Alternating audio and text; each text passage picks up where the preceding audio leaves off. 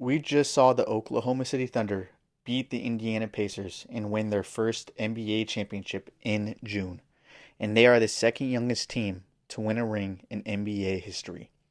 Even though the Pacers lost the finals, it was also a great playoff run for them as well. They were underdogs the whole time and went on a great Cinderella run and were one game away from winning their first NBA championship as well. Both of these teams not only made the finals, they also have another thing in common: Paul George. Both of these teams built their roster off of trading Paul George. Great front office work by both organizations.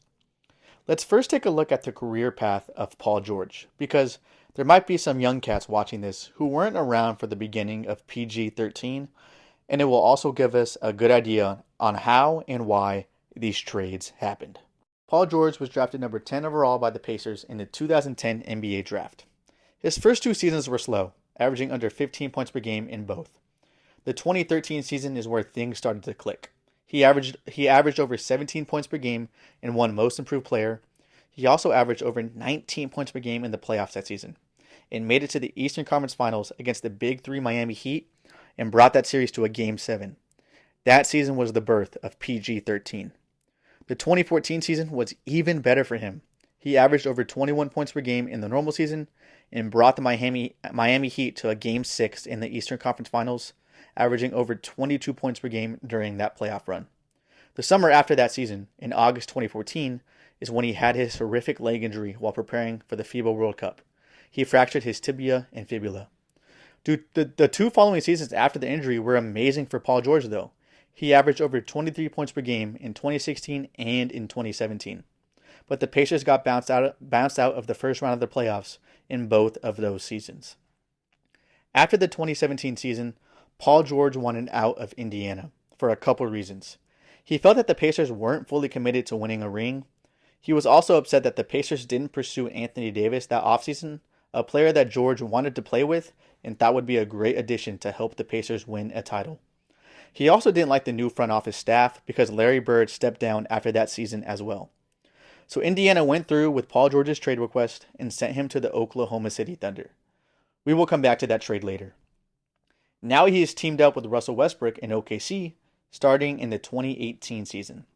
He averaged over 21 points per game that season, and he averaged a little under 25 points per game in the playoffs, so he was playing good. But the Thunder got bounced out in the first round by the Utah Jazz. The 2018-2019 season was Paul George's best season of his career. He averaged over 28 points per game and finished third in MVP voting. He also averaged 28 points per game in the playoffs as well. But once again, the Thunder got knocked out in the first round by the Trailblazers. After that season, there were rumors that Russell Westbrook wanted out of Oklahoma City, and because of that, Paul George requested a trade out of OKC. Because although George was willing to play in OKC long term, he didn't want to be there by himself. Paul George expressed interest in teaming up with Kawhi Leonard, who just signed with the LA Clippers. So OKC took advantage, accepted Paul George's trade request, and sent him to the Clippers.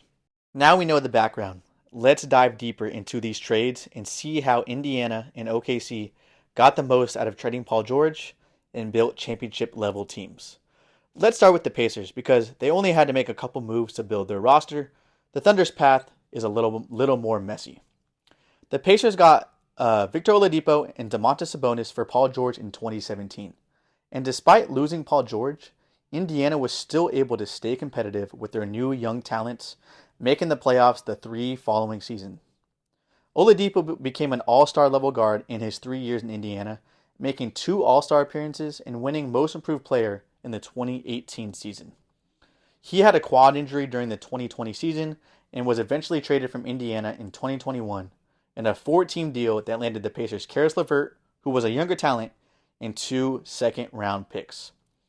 After that, the Pacers had 2 back-to-back losing seasons in 2022 and 2023, but they continued to make moves. In 2022, the Pacers flipped LeVert to the Cavs for Ricky Rubio, a first-round pick, and 2 second-round picks. They also made a huge trade, trading Domantas Sabonis, Justin Holiday, Jeremy Lamb, and a second-round pick to the Kings for Tyrese Halliburton, Buddy Hield, and Tristan Thompson. But that's not it. The draft picks they got from the LeVert trade turned into Andrew Nembhard and Ben Sheppard, two solid pieces of the current Pacers roster. They also used their own 2022 first round pick, which they got from having one of those losing seasons we mentioned, and drafted Ben Mathurin, who was also a huge part of the current Pacers roster. So to recap everything, from 2017 to current day, the Pacers turned Paul George into Tyrese Halliburton, Andrew Nembhard, Ben Sheppard, and Ben Mathurin, which led them to back-to-back seasons in the Eastern Conference Finals and one NBA Finals appearance. So let's start with the Thunder. The obvious part of the trade for the Thunder was Shai Gilgeous-Alexander, who just won MVP in 2025. So already it's a great trade for the Thunder, but OKC got way more than just SGA. The package for Paul George included SGA, Danilo Gallinari, 5 first-round picks, and 2 pick swaps. So the first season without Paul George and with SGA, which was the 2020 season, the Thunder actually still made the playoffs. They won 44 games that season because the Thunder teamed SGA with Chris Paul, and it was a successful season, but they lost in the first round to Houston. After that 2020 season, OKC went into full rebuild mode and started to build the dynasty through the draft. So the 2021 season was not very good for the Thunder. They only won 22 games, but after that season, with their own first-round pick, they drafted Josh Giddey, who was a solid player for them for a few years. But OKC eventually traded him in 2024 to the Bulls for Alex Caruso, who we all know was a huge part of their championship team and helped them win the title. OKC used the Clippers' first-round pick that year to draft Trey Mann, who was an okay player, not great. And OKC ended up flipping him anyways to trade for Gordon Hayward. They tried to make like a little push. It didn't really end up working, so that pick from the Clippers didn't really benefit the Thunder at all. But in that same draft, the Thunder used their own second-round pick to draft Aaron Wiggins, who is a valuable bench player for their current championship roster. The 2022 season also was not very good for the Thunder, only winning 24 games. They used their own first-round pick after that season to draft Chet Holmgren, who we all know is a good player that helped OKC win their championship. They used the Clippers' first-round pick that season to get J-Dub, the good Jalen Williams, who is a great player, and without him, the Thunder definitely don't even make the finals. They also used their own second-round pick that season to draft the other Jalen Williams, who isn't as good, but he is still a valuable bench piece for their current championship roster. They had one more losing season in 2023, only winning 40 games. Chet Holmgren, who they just drafted, didn't even play a single game that season because he injured himself playing a Pro-Am game before the season even started. But 2023-2024 is when the dynasty started. They made the playoffs that year, winning 57 games, and they looked good. They ended up losing to Dallas in the second round, but despite their early exit, OKC put themselves on the map as a true contender. And then, obviously, it comes this season, 2025 season, they win it all. SGA wins MVP. So, to recap everything, OKC gave up Paul George and in return got SGA, Alex Caruso because they traded him for Josh Giddey, Jalen Williams, Chet Holmgren, the other Jalen Williams, Aaron Wiggins, and they still have a 2025 first-round pick and a 2026 first-round pick. In my opinion, the craziest part of this deal is that they already fleeced the Clippers, SGA and all those players, Chet Holmgren, Jalen Williams, but they still get 2 more first-round picks from the Clippers from a trade that happened 6 years ago.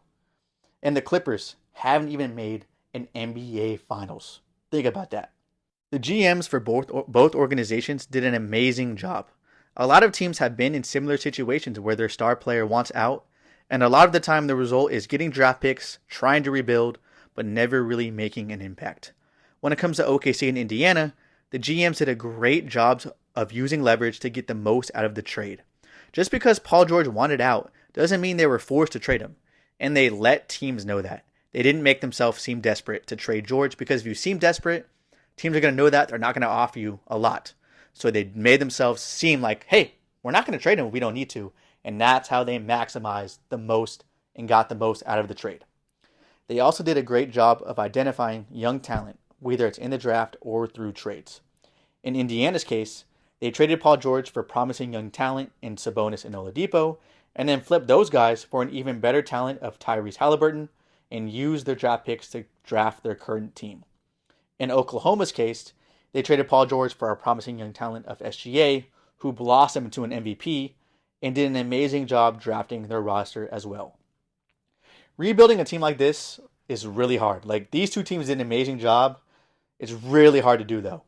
And we honestly probably won't see something like this ever again, because the Clippers getting fleeced, in my opinion, was a lesson to every other team on how not to trade for a star. I really think that the other team saw what the Clippers did, and they're like, yeah, we're definitely not going to do this. Like, the Clippers are an example for the rest of the league. Let me know your thoughts. Thanks for watching. Thanks for listening. I love all of you.